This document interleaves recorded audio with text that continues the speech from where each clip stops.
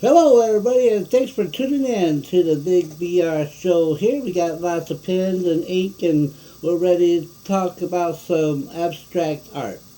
Thank you for coming by my channel. It is 428 Chase. It is all about abstract art. And today, I'm not going to be doing any art.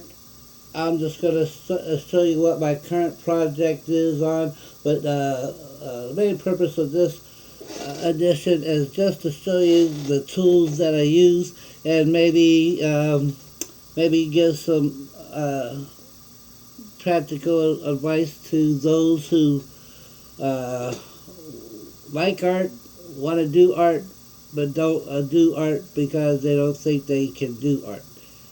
And that's what I'm here for. I'm here for the same reason as you are uh, for sticking by.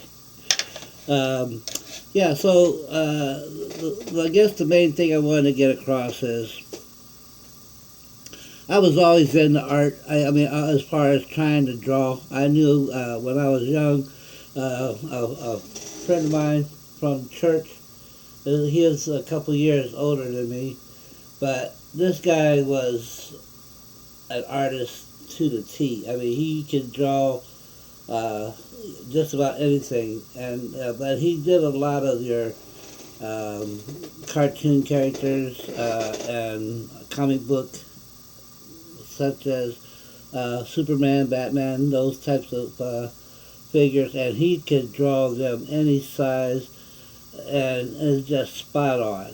So I was influenced probably by that at a young age. But I could never draw anything. I tried to draw, you know, um, houses. I tried to draw uh, like football team helmet logos, um, and cars, and then after seeing him do the figures, he gave me a couple of tips on trying to draw, but it never took hold. But I could never draw. But I always was drawing with like your some with pencils or your ordinary fountain. I mean ink pens like big pens um, and I just couldn't draw anything. Just plain outright couldn't draw a thing. But I still kept trying, especially on the football logos, because a couple of them I came kind of close on, the easy ones. But um, but as but to present time, you know, I think what helped me was the type of pens that I use. And I won't go into the history of how I got started using them right now, but I just want to show you uh, the type of tools, pens that I prefer. And I found, especially, and again, this is a message to you folks out there who um, always say, I wish I could draw, or I wish I could draw like that when admiring somebody else's handiwork. Um, and I'm not an artist by any means, but I've actually had people, comment to me as well. When they saw some of the artwork that I've done, I've had people tell me, I wish I could draw like that. And I'm like, wow, this, I mean, I took it as a compliment, but also as a surprise because, well, I am my own worst critic, um, but the point I was trying to get back to the point where I was trying to make. A lot of times it's in the tools that you use. What are you using to draw with? And then, like I said, I started using the dip pens. You probably seen them in the movies. The jar of ink and then you dip your pen in there, and then that's what you're drawing with. Um, and at any rate, there's something about these pens. Like I said, it doesn't take much or too many ink strokes to feel like, wow, that looks kind of neat. I could do something with that. And though, like I said, my skills are minimal, um, I still feel like I create better with these style pens than I could with the ordinary pens. But yeah, so like I said, I wanted to show you the tools that I use, and like this first one here, like I said, it's a very fine tip, and it's good for very fine lines. And you just, you can't get those with a big pen. I mean, you have to go and try to find some fine tip pens, and they're out there, but even, like, it's still hard to find a pen that the tip is that small. But at any rate, there are some fine tip, technical-like pencils and pens, like these here. These are nice pens. They range in tip size. They go from a very fine tip up to a brush style tip. And I use those in my art also from time to time. But my main focus is on these dip pens. I just feel like I can create better with them. But like I said, that's this one here. The first example I gave. It's a very fine tip pen. And like I said, it's nice for shading, hash marks, fine lines, detail work. And here's another one, which is, even though it's very similar in size of the tip, it's still slightly different, and the results, when you're using it, could vary. All right, and then I graduate. I'm just picking these out of the at random. Now this one here, as you can see, it has a much larger tip, and it's a round tip. And again, depending on what you're doing with the art, this would have multiple or various uses on your pen stroke. Oh, nice. And what you could do with it, you could, maybe you just want to make some dots. Be consistent in the size and appearance. I mean, that's one option. You could just take it and get yourself some wider, broader pen strokes, and then you could use the edge of it to come back around, and you still get using just the very edge, you can still get a smaller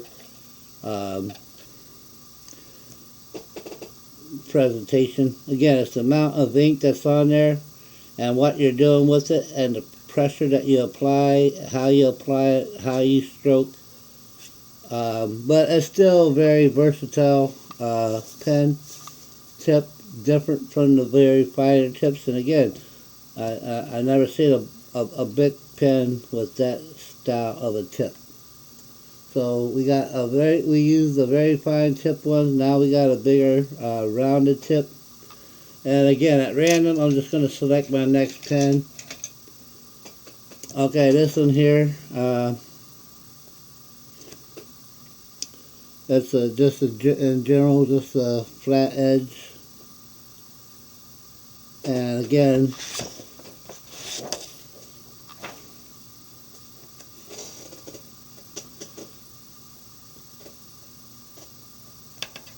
hold on just a moment.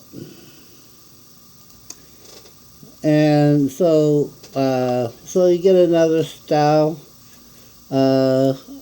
application, you know.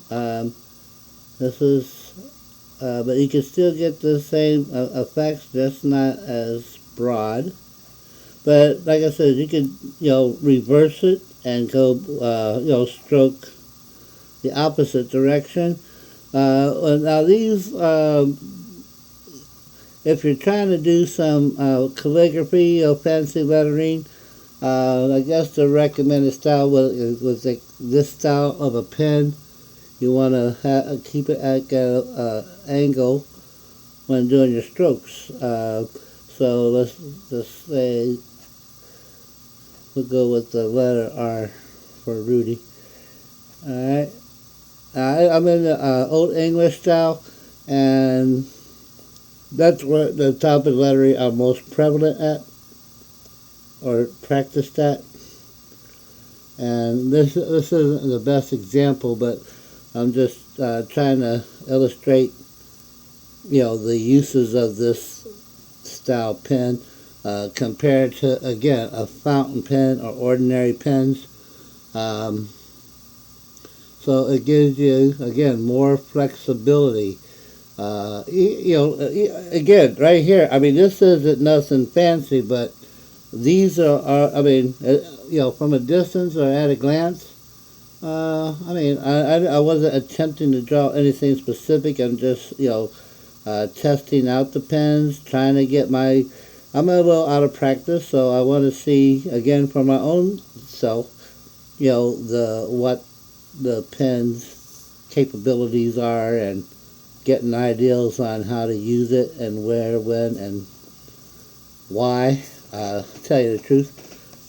But that's, so let's just review so far. We got the finer tip pens.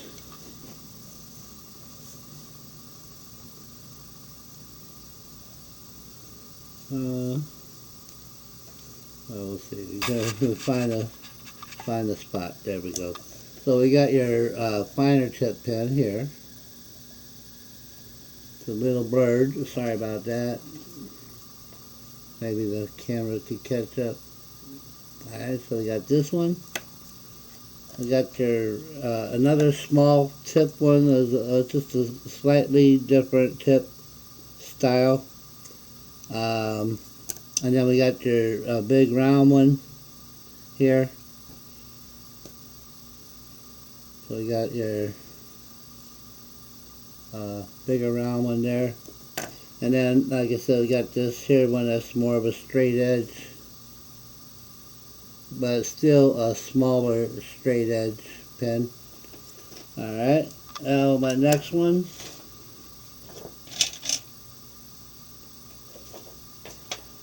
is, okay, so it's another fine tip. Hold on, I got a couple extras of some of those because they snap sometimes. We put too much pressure on, that tip goes bye-bye. Oh, and by the way, you have to get these holders. I mean, these tips don't come with the holder. So you got like for your smaller ones, you got this style of a holder, and then these are for your bigger tips. But yeah, that's one thing about these pens. When you get the tip, you got to get a holder to put it in. especially if you have a collection. Here's another tip that has that rounded tip, but as you can see, it's considerably smaller than the last one. So I got this one, and then so that's a little bit smaller there, as you can see. Again, these all help enhance your strokes. I mean, like I said, it just depends on what you're going for. You need a thicker line. You want to, yeah. Again, it really depends on what you want to do. Here's another one that has a straight edge, but it's also, it's also flat. So, I mean, you could use just the edge of the pen to make your stroke.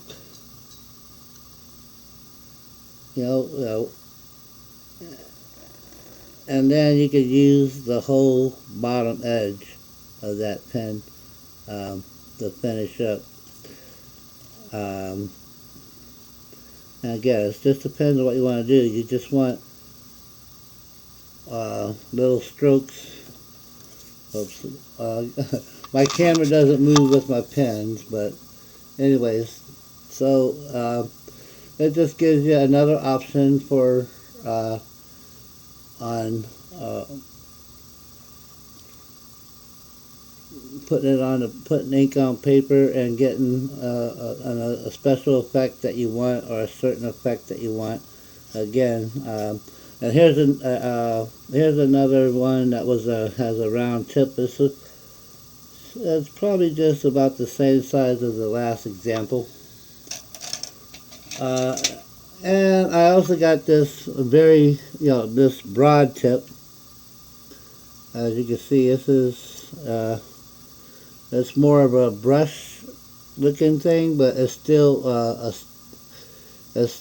a dip pen. It's made of metal. It's not a brush, but it's good for your letters. That's what I use to make these letters here. So I'll get back to these letters here in a minute. I just wanted to give you a look at pens, and again, especially for those people who are inspired to draw but just don't, because they see what they've done. They scribble, they doodle, and it really goes nowhere. But with these pens, I really think that you could broaden your your style, broaden your abilities to create something that looks kind of cool if you work at it. And then again, I just got a bunch more pens here. They're all these are all still kind of a smaller tips, but they're not as fine as the first examples that I gave.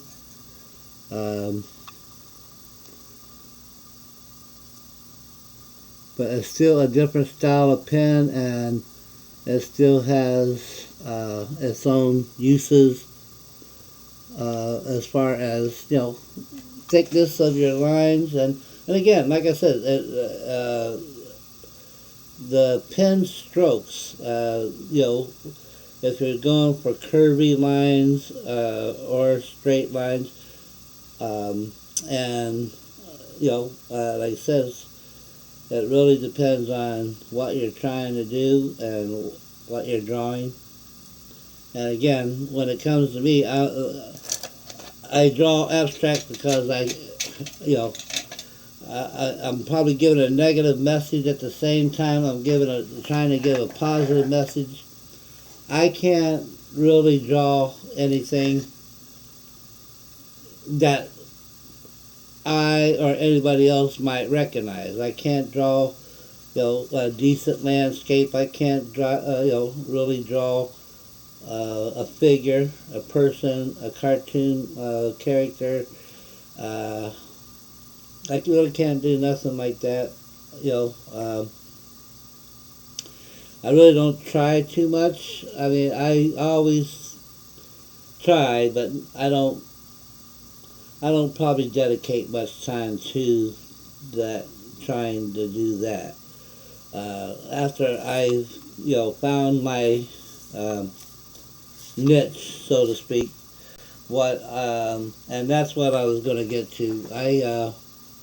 I started out with a felt tip calligraphy pen, and I tried to do the style of letters that was pretty prominent. My apartment complex, the name of it was done in Old English letters, and then of course I had some certificates that were done in Old English style letters. So that was the example that was on the package of that calligraphy pen when I bought it. So I did a lot of practicing on these Old English letters. That's all I did for a long time. All I would do was practice capital and small letters in the Old English style lettering. And that's all I did for the longest time. And then one day it just dawned on me, like the capital letter, like in a storybook, the first capital letter in a storybook, like the day started, that capital T had designs or decorations around it, decorative lettering I think it's called, but they had leaves, vines, or even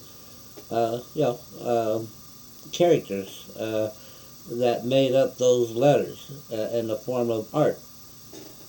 So that's when I started fooling around with that idea. I'd draw just a letter, and then I would try to put the designs around the letter. And I used to do this sitting at the Denny's drinking coffee and then practicing with my alphabets. And then one of the waitresses there, the very first piece of art that I did in this style was for that waitress at that Denny's that says, "You ought to do my name like that." And I remember her name was Carol, so I did the name in the Old English letters, and then I tried to do the designs around the letters, and it was kind of cool. Well, again, it wasn't no masterpiece, obviously, but it still looked kind of cool. And after that, it kind of just took off. I started doing this with the letters a lot, but then when I did one for a coworker. Again, the first one for a coworker, I couldn't remember the name of that person at this now, but the next one I did was for a coworker, and next thing you know, all my coworkers at different jobs. Well, not all of them, obviously, but here and there, I had different coworkers that says, "Oh, do my name." So I would just do their name, and then I would just do the art around it.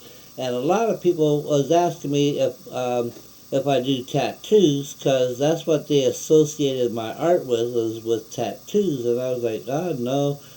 And they're like, "Well, you should, And my common response was, "Well, skin and paper is two different canvas. If I do it on paper, I can throw it, I can throw it away.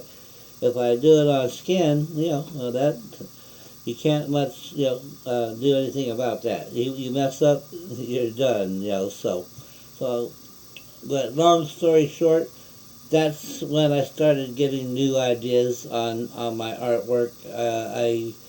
I started looking at tattoo books.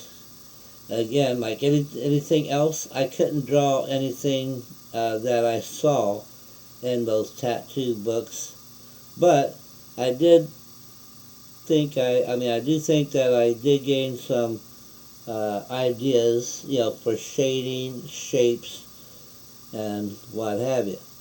And so that took my art to a new level. Like I said, if you want to go back to my previous video, it shows pretty many names of the people I've done in the past. But again, for the purpose of this video, was just to show you my tools. Again, I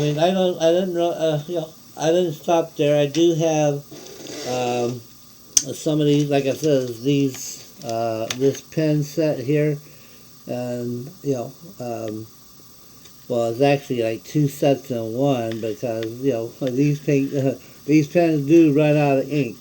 But I don't use them for the main course, so to speak. I do use them for touch-ups, or if I do want to have consistent lines. These might be a little easier to work with. But and then I have a variety of other pens. With your Sharpie, you got your thick tip Sharpie, and I got more of these little pens. I got smaller Sharpies. So I got a wide variety of pens that I employ from time to time, but I mainly use the dip pens. Those are the ones that I feel I have a little more control with, but they can be messy too. And this, well, I was going to get to the letters. Like I said, my preferred or practiced style letters. I have probably tried others and not as successful, but these Odain's letters seem to work out pretty good.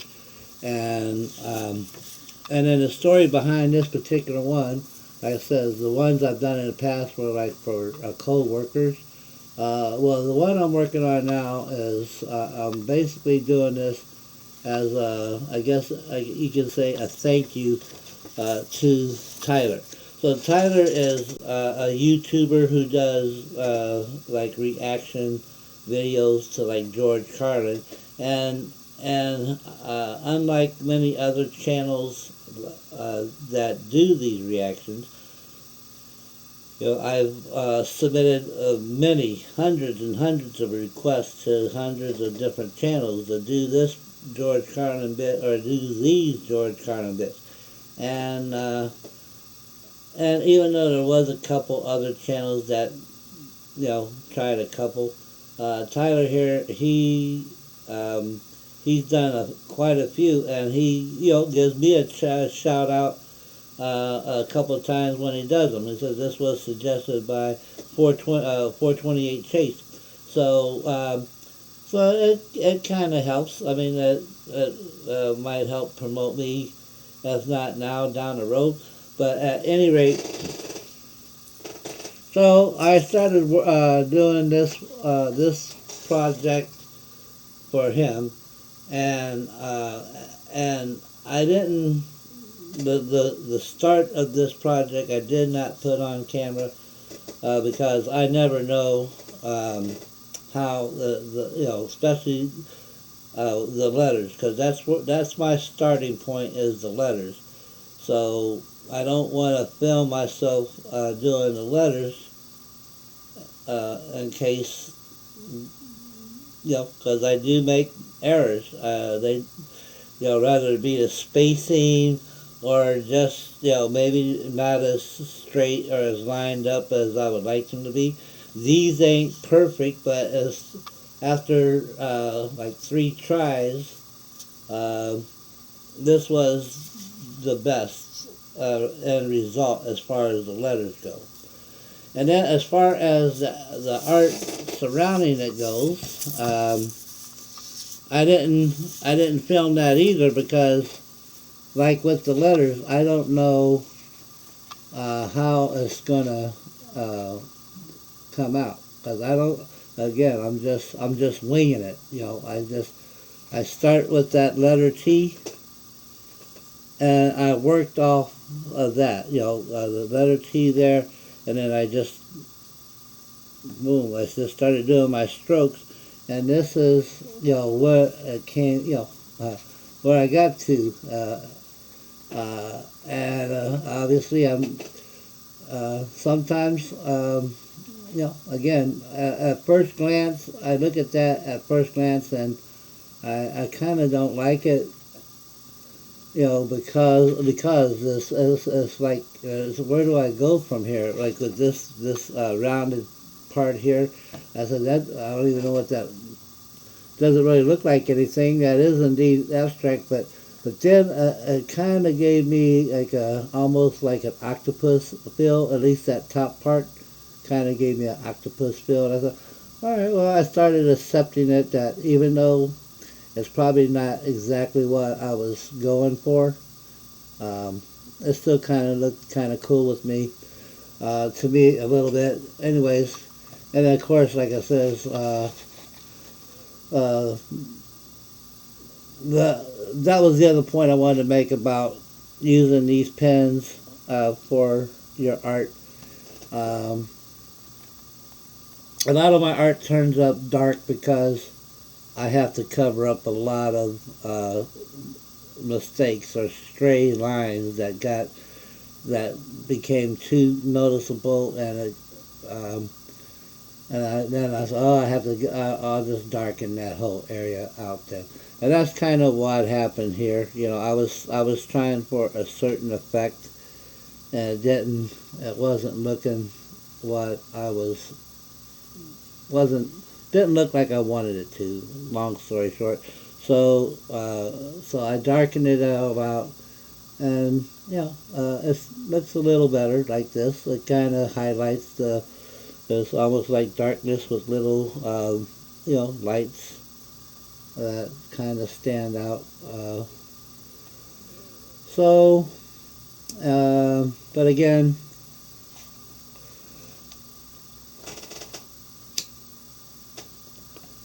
the creativity is, where do I go from here? What can I do with this, and then and it still looks cool. Usually when I get to a point like that is usually when I stop, because I want to,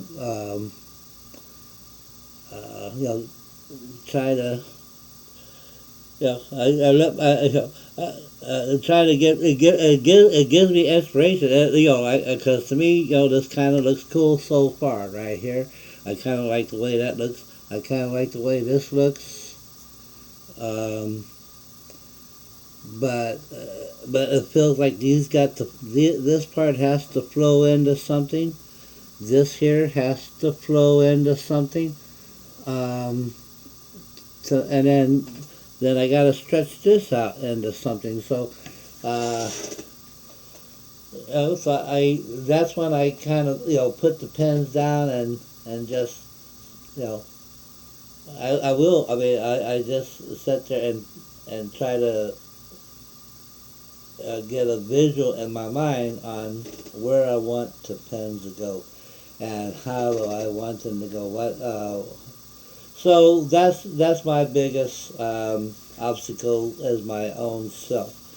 But anyways, long story short, sorry I didn't really do any art demonstrations at this point. I just kind of want to, again, reintroduce myself and what I do and what I do it with. And and also just send a message out there to people who aspire to be artists, or just, want to up their doodle game.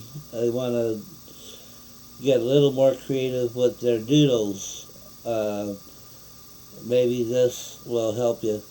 Again, I highly recommend trying to find and invest in some good Indian ink. And this particular one, like I said, this jar, I used to be able to buy this India ink in this jar, and the nice thing about this is you can see here, there's like a little pocket with, you have your current ink in, and then you have this ledge, so you could dip your pen in there, and then you could use this little ledge here to wipe off any excess ink because that's the one thing about the ink too, is it can get away from you. I mean, if you're not careful and you got a fresh dip of ink on your tip of your pen, it can drip on you, and that was the other thing about this is I actually got some drips here that were unintentional when I was that the lid on this jar wasn't solid, so when I tried to tip the inkwell to get my ink into the pocket. Some of it, even though I had the lid on, it wasn't secure, and some ink got away from me and made these blotches here. So that was kind of disappointing, and I may be actually able to use these as part of my art, because why not? Everything else is black. I might be able to just, I didn't intend it to be there, but now that it is, I'll probably use it.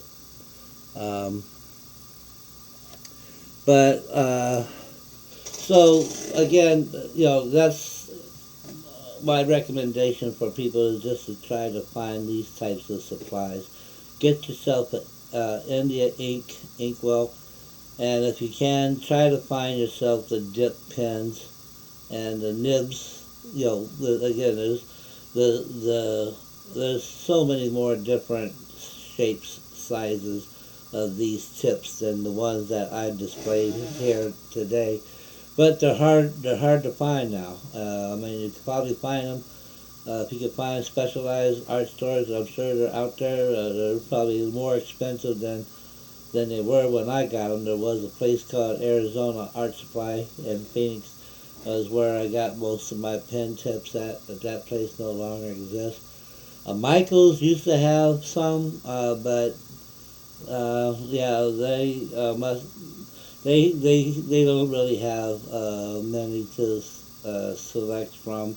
There might be a kit with like 3 or 4 tips in it, but those, it's still hard to find them. But if you can find them and you really want to be more creative with your art, I would again highly recommend getting you some dip pens, some India ink, and a nice inkwell, and just try your hand with that. But for now, I've probably rambled long enough, so I'm going to go ahead and close this out. Thanks again for sticking around. If you did, again, if you like what you see, like and subscribe, because future content will include me actually physically working on one of the projects. Most likely this one. I'll come back and I will probably film myself trying to finish this one up. And then we'll might start a new project. And also, just a spoiler alert, I tend to in the future maybe do something else than the art. I like doing some music reactions myself. I've seen a lot of people do music reactions, and I kind of feel like I would like to do that also, as well as some reactions to comedy. But for now, thanks again for stopping by, and have a good night out there. Bye-bye.